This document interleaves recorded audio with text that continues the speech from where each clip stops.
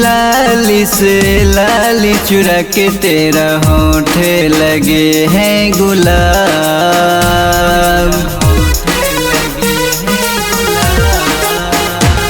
सूरज की लाली से लाली चुरा के तेरा होठ लगे हैं गुलाब। पवन करे छेड़खानी मन ये करे मन माने मौसमी हुए हैं बेईमान। सूरज की लाली से लाली चुरा के तेरा होठ लगे हैं गुलाब। सूरज की लाली से लाली चुरा के तेरा होठ लगे हैं गुलाब।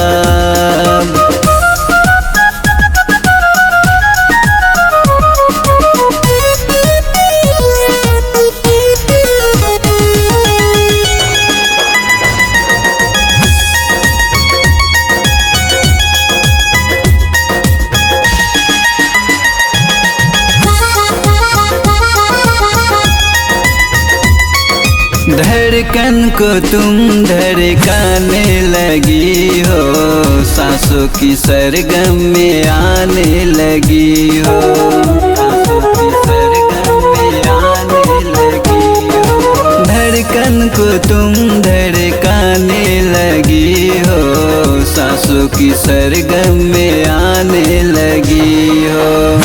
तुम तो लगने लगी हो मेरी जान, तुम तो लगने लगी हो मेरी जान। सूरज की लाली से लाली चुरा के तेरा होठ लगे हैं गुलाब। सूरज की लाली से लाली चुरा के तेरा होठ लगे हैं गुलाब।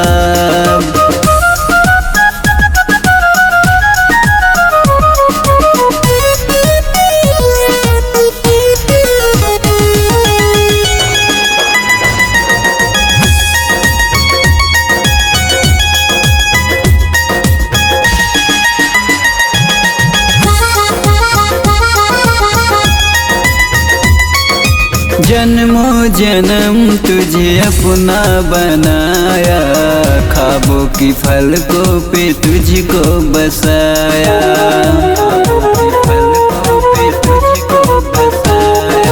जन्मों जन्म तुझे अपना बनाया, ख्वाबों की पलकों पे तुझको बसाया।